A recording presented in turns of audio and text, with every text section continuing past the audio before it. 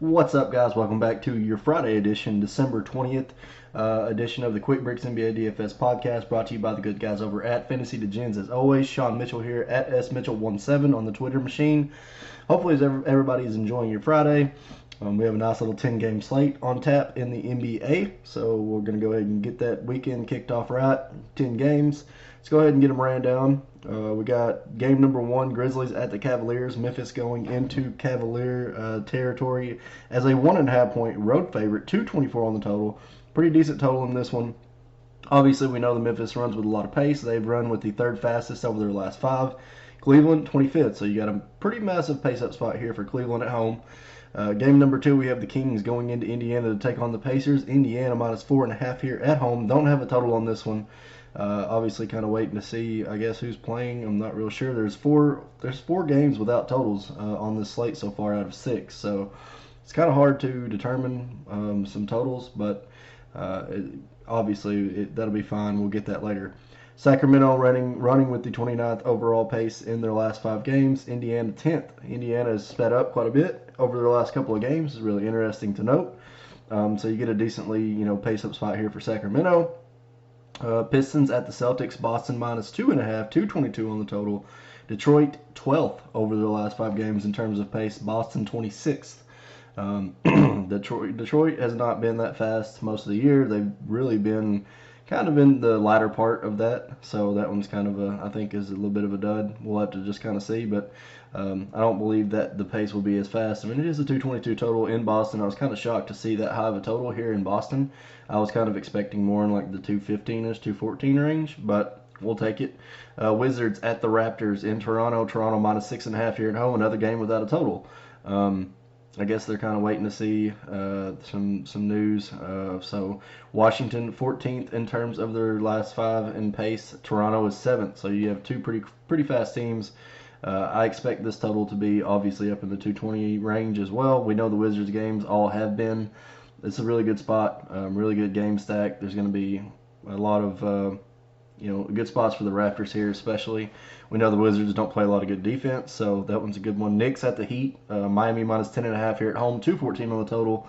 The Knicks coming in as the 21st fastest team over the last 5. Miami 20th. So both of those teams pretty slow. Mavericks at the 76ers. Philadelphia minus 8.5 here at home, 213 on the total.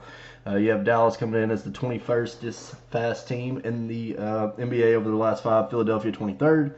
So both of those teams have slowed down quite a bit as well. Suns and the Thunder, OKC minus 4.5 here at home. Do not have a total on this one. Waiting to see. I know this one is Devin Booker, obviously. Waiting to see, the status of Devin Booker. That one's a big one for Phoenix. Usually, Phoenix running with the 2nd fastest pace, nonetheless, over the last 5, and OKC 18th. So OKC gets a nice little pace-up spot here. Lots of good spots in that game as well. As we know, Suns are not exactly the greatest on defense, so a lot of good spots in that game we'll look to exploit. T-Wolves at the Nuggets. Got the T-Wolves going into altitude here. Denver minus 10 at home. We don't have a total on this one. Kind of waiting to see. Karl Anthony Towns sat out last game, so kind of waiting to see if he's going to play. Minnesota ranked 8th in terms of pace over the last 5. Denver 28th. Denver has been slow all year long, and the Wolves have been really fast. So this one's going to be really interesting. We have a nice pace-up spot here for Denver. Magic at the Blazers. You got Portland here hosting the Magic as a 3.5 point home favorite, 223 on that total. Orlando 27th in terms of pace over the last 5. Portland 19th. Portland's kind of slipped back a little bit. Pace has been a little bit slower, but I don't really mind that. I think this game is going to have decent flow. 223 total in an Orlando game is usually good news. So we know that game is probably going to have some scoring. Like quite a few spots in it as well. Pelicans at the Warriors for your late night hammer. You have New Orleans coming in here as a 5.5 point road favorite, 233 on that total. New Orleans 15th in terms of pace over the last 5, and Golden State 17th. We know New Orleans loves to run with pace. They've kind of slipped a little bit, but don't worry about that too awful much. So we have a good set of games here. Let's go ahead and jump right into the point guard spot. Top spot, Damian Lillard at 8.8. You have Orlando coming in as the 5th most allowing team to the point guard spot over the last 5. He just put up 61.8 versus Golden State. He's put up over 42 fantasy points in 6 of his last 8 at home. 28.3% usage rate in his last 5 at home as well. So Damian Lillard is definitely my top play at the point guard spot. Orlando has not been guarding it very well. And, Dame at home is hard to pass up. Kyle Lowry at 8.5. We know Washington is not very good versus the point guard spot as well. They've been starting Isaiah Thomas. Lowry at 8.5, I think here has some decent value. We know that Washington is allowing the second most fantasy points to that point guard spot over the last 5. He's put up 37 or more fantasy points in 4 of his last 5 at home. He just put up 44 and 58 in his last 2. Gets a nice little pace spot here against the Washington in Toronto. Like I said, that game's going to be a good one. So, like Lowry, Kemba Walker is extremely cheap for the spot that he's in tonight. Not really sure why he's only 8.3 when Detroit's allowing the third most fantasy points to the point guard spot over the last 5. He's put up 38 or more in his last 5 of 6 at home. 32.5% usage rate in his last 5 at home as well. Really, really like Kemba Walker at this price tonight. I don't think you're going to be able to pass that one up. D'Angelo Russell at 8.3. We know New Orleans struggles against the point guard spot. DAR finally got back into his groove last game. Took 23 field goal attempts. That's what we want. 45 fantasy points against Portland in the last game. Played 33 minutes, and he had a 31.3% usage rate. That is the DAR that we want. Hopefully he continues that one on into tonight as the Pelicans come to town. It should be a similar case. Both teams, like I said, Portland and New Orleans both run with a lot of pace. They both are pretty bad against the point guard spot, so this is a similar situation, similar spot. Definitely like D'Angelo Russell once again. Ja Morant at home here. Cleveland allowing the 8th most fantasy points to that point guard spot. Oh, sorry, he's on the road. My fault. Nonetheless, Cleveland allowing the 8th most fantasy points to the point guard spot over the last 5. 38 or more in his last 4 or 5 on the road. 23.3% usage rate in his last 4 on the road. And he's had a 33.3% assist percentage rate and a 113.1 offensive rating in his last 4 on the road. So John Morant's been playing really well since he kind of came back from whatever his rest purposes / injury or whatever he had. But he's been playing good, and Cleveland has been getting absolutely torched by point guards here lately. So that's a good spot for Morant. Malcolm Brogdon at 7.7. I'm just curious as to why he's so cheap here. Even with De'Aaron Fox starting again for Sacramento, and I don't know if he'll start tonight. I know he came off the bench last game and still had a really good game, but I don't know if he's going to start or what they continue to do. However, Brogdon is way too cheap at 7.7. Sacramento, nonetheless, is allowing the 7th most fantasy points to the point guard spot over the last 5. He's put up a couple duds in the last game. He put up a 31 and a 25 fantasy point game in his last 2, but the 2 games before that, 47.5 and 48. So Malcolm Brogdon obviously has a lot of value at 7.7. Jamal Murray at 6.6 I think is the ultimate tournament play. We know Minnesota struggles against the point guard spot. It's been a known fact. We've been exploiting it for all season, last 2 seasons, whatever you want to call it. Nonetheless, Murray is 6.6 at home. He's put up 29 or more in his last 3 or 4 at home. Gets a nice little pace-up spot, of course, at home as well. 24.8. What was I reading? 24.8% usage rate in his last 5, and it's only second to Nikola Jokic. So Jamal Murray, 6.6, totally fine with. Kendrick Nunn at 6.5. New York allowing the 10th most fantasy points to that point guard spot over their last 5. Just fresh off a 42-point fantasy point effort at Philadelphia. So, and then in his last 2 at home, he's put up 33.5 and 52.5 fantasy points. So Kendrick Nunn's been playing really well, getting it done. Jalen Brunson, 6.4, 34, 32, 31 minutes in his last 3. He's put up 38.3, 37.5, and 36.3 fantasy points in those games. He's got a 21.6% usage rate in his last 3 since starting for Luka Doncic, and he's putting up a pretty good little 47.6 assist percentage. So he's dishing out a lot of dimes. He's been playing really well. He's he's scoring really well. He's, like I said, his assist percentage is up. He's just doing really good. He's doing all the things right that he needs to be doing, and he's getting the minutes for it. So Jalen Brunson at 6.4 is going to continue to be a play until until something further happens. Dennis Schroeder at 6.2 has been playing absolutely well lately. 35 or more in his last 3. He's put up 35 or more in his last 4 or 5 as well. 30 or more minutes in his last 7 games. And we know Phoenix second unit is not very good, so he's likely going to play a lot against Ty Jerome and those guys on the second unit for Phoenix. So Dennis Schroeder at 6.2. He's been the leading usage leader for this OKC team for most of the season, and I don't believe that's going to stop. He comes in and he is the main guy on the second unit. So Schroeder at 6.2, I'm totally fine with. Markelle Fultz at 4.9, I think is sneaky. We know Portland again doesn't they do not defend the point guard spot very well. They're allowing the 6th most fantasy points to that point guard spot over the last 5. This is a nice pace up spot here for Fultz in the Magic going into to Portland. Sorry, and he's put up 25 or more in his last 2 of 3 on the road. So I'm totally fine with him. I think Markelle Fultz might hopefully exceed value at 4.9. He's a little cheap. He's been starting still, been playing well. It's just not been a big fantasy production type play. But again, it's a good spot. It's a pace up spot, so I don't mind him. And then on the flip side, sorry, not on the flip side, but the backup for Markelle Fultz, Michael Carter Williams Jr. at 3.6, 18 or more minutes in his last 5. He's put up 20 more fantasy points in his last 4 or 5. If you want to punt, I think he's a decent one there at the point guard spot. Moving over to the shooting guard, Bradley Beal at 9.1. Toronto allowing the 4th most fantasy points to that shooting guard spot over the last 5 games. He's put up 58 or more in his last 2 of 3 on the road, 33.6% usage rate in his last 3 on the road as well. Don't really have to extend too much on Brad Beal. We know how good he is. Shai Gilgeous-Alexander at 6.7. Phoenix is allowing the 7th most fantasy points to that shooting guard spot over their last 5 games. He has played 39 minutes and 40.3 fantasy points in his last game there. He had a really good game. Gets a nice pace-up spot here, of course, at home. He's put up 39 or more in his last 2 of 3 at home. So Gilgeous-Alexander is a good spot here as well. C.J. McCollum, another spot that I really like here at home, of course, against Orlando at 6.8K. Orlando allowing the 5th most fantasy points to that shooting guard spot over the last 5 games. He's put up 43.3 and 51 fantasy points in his last 2, 37 or more minutes in his last 4 or 5 games.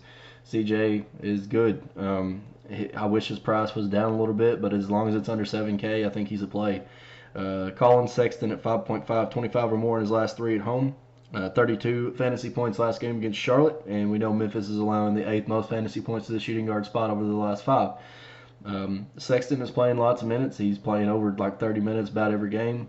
So he gets the run, he gets the decent size usage. He's over 21% in the usage rate department, and he gets a good spot here against Memphis. So I don't mind him. Alec Burks at 5.4. Golden State is welcoming in the Pelicans, who we know obviously do not guard the guard spot very well.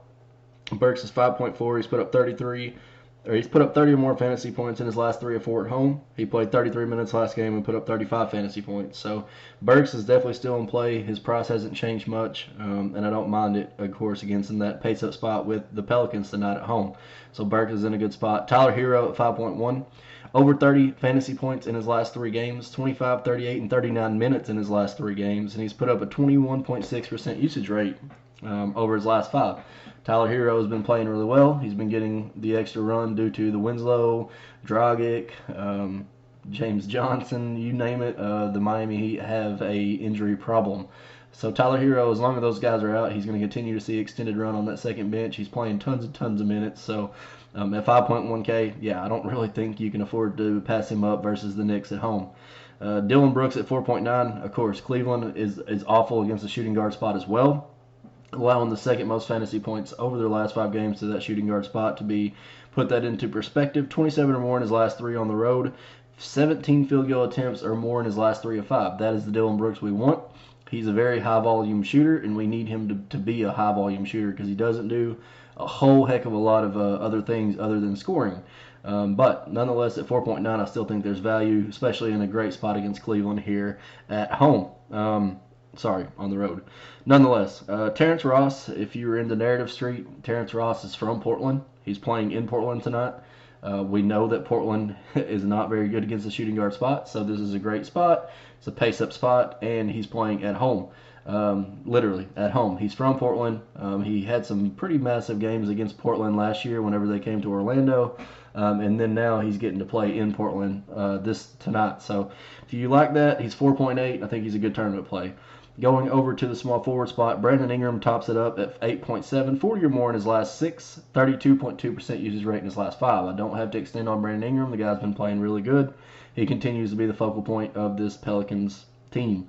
Ben Simmons at 7.9. Dallas is allowing the fourth most fantasy points to that small forward spot over the last 5.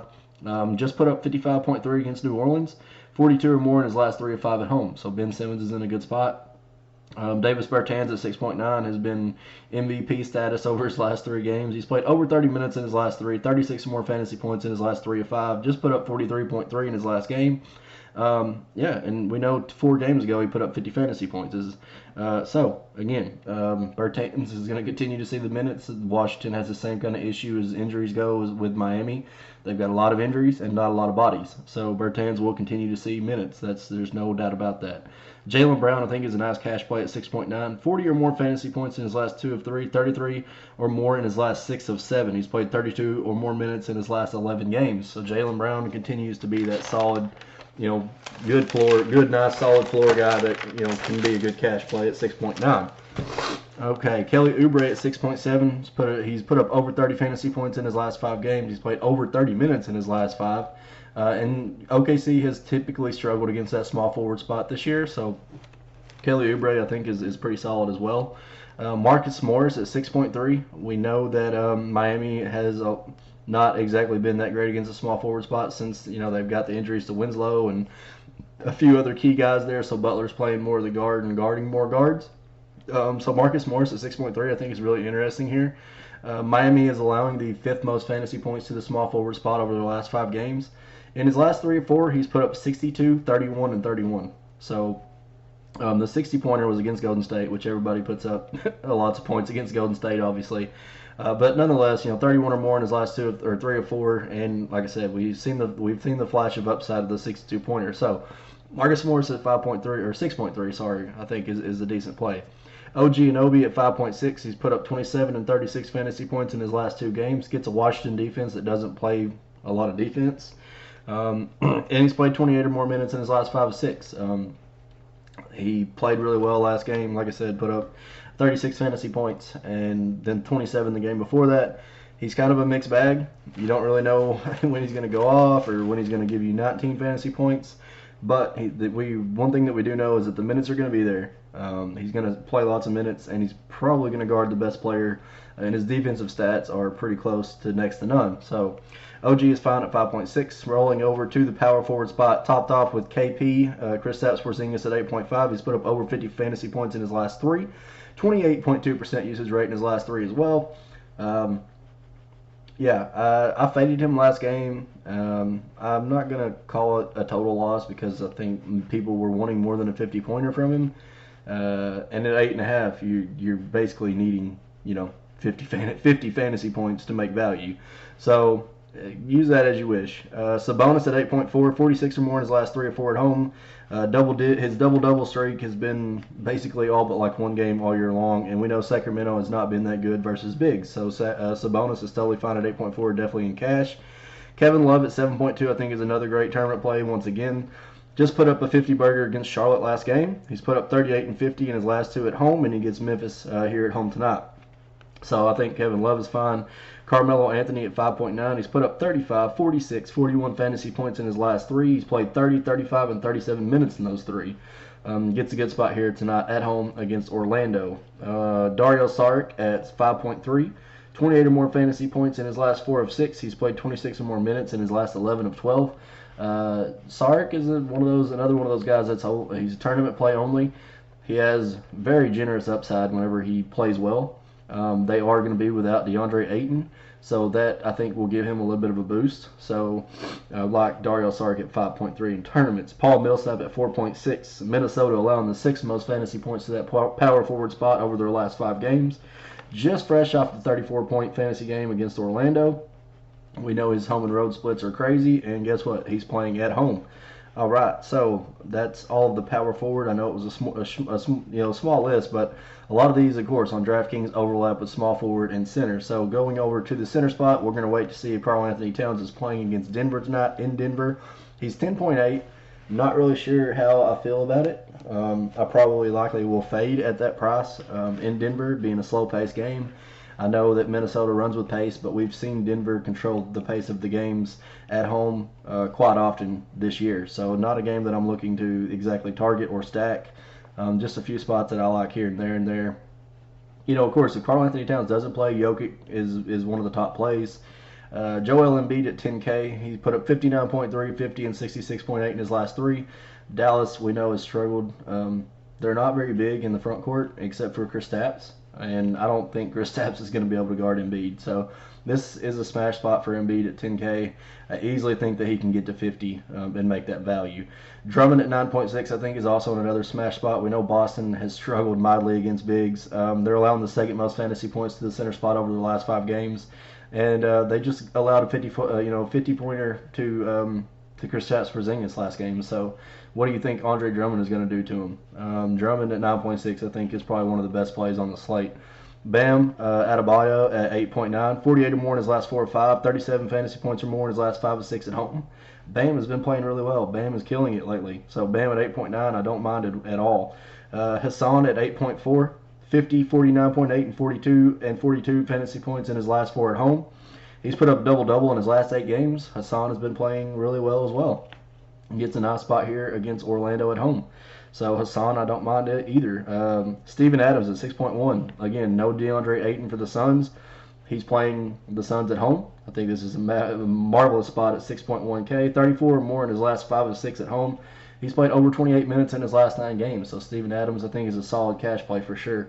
Frank Kaminsky should get some extra run with no Ayton. He's 5.7. He's put up over 30 fantasy points in his last 4 games. So Kaminsky, again, comes into play at 5.7. Brandon Clark has been playing really well for Memphis off the bench. He's 5.6. His minutes are up a little bit. He's played 25, 26, and 24 in his last 3, which is very, very encouraging because he's put up 36.3, 28.8, 38, 30, and 28 in his last 4. 36.3, 28.8, 30, and 28 fantasy points in his last 4.